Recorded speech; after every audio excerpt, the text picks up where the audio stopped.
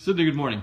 Good morning. We know your life has been dedicated to serving at-risk children, and you've served God in this capacity around the world. Now you're serving as a chaplain at Hope Unlimited for the past few years, but tell us a little bit about yourself and how you got here. Okay, serving God and the children at Hope Unlimited in Brazil, it has been a great pleasure of mine and my family. We love doing it. And the reason why I love serving God at Hope Unlimited in Brazil, it's because one day someone helped me too. I grew up in a very poor and dangerous place in Brazil, in a slum. And I have 7 brothers and sisters. And we all had to run away from my home to escape from the poverty, but especially because we had a very aggressive father inside of my house, and he used to drink a lot, use drugs, and he used to hurt, beat up my mom and my brothers and my sisters. So we all had to run away from home to escape that harsh reality, and we all went to live on the streets of Brazil.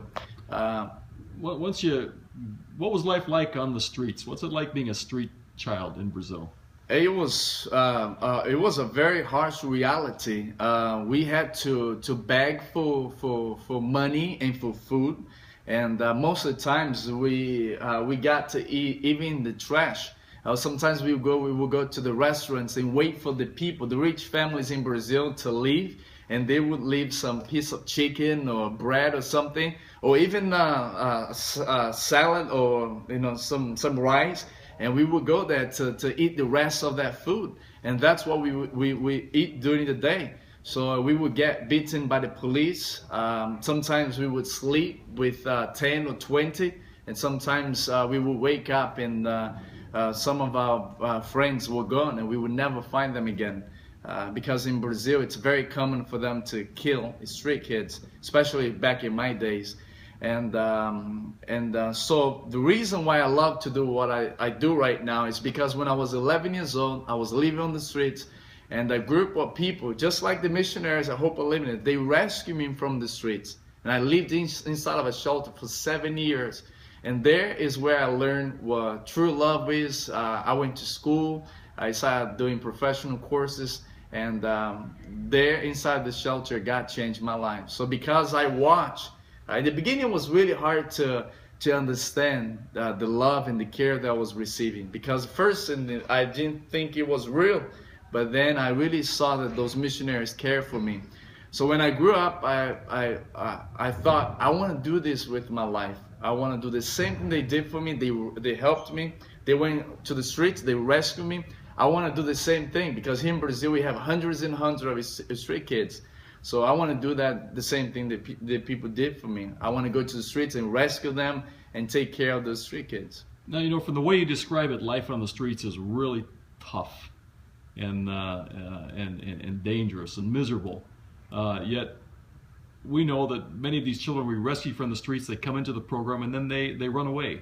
Can you explain why a kid from those terrible circumstances you described would come into this loving environment and run away? Did you ever have an experience like that? Yes, actually I ran away a couple of times when I arrived in the shelter. And the reason why they do that, and the reason why some of the kids that they arrive at Hope Unlimited, and they have everything. They have a swimming pool, they have a really nice place, and people loving on them.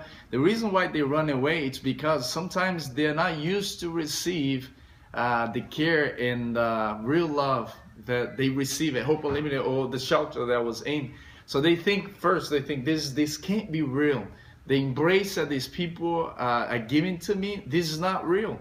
Like in Brazil, when I arrived in the shelter and people start hugging me, I was like, no, they want something else. They don't want just hug me. I thought that was fake. I thought they wanted something with me, and I didn't know how to receive that embrace. When people used to tell me like, I love you, I've never heard that word, that phrase, I love you, until I was 11 years old when I arrived in a shelter. So when people started telling me all those things, I was like, this can't be real. So after 2 years, that's when I really understood it was a real thing, that people really care and they were giving their lives to take care and protect me. So it must be very satisfying when you see a kid in the program reach that point.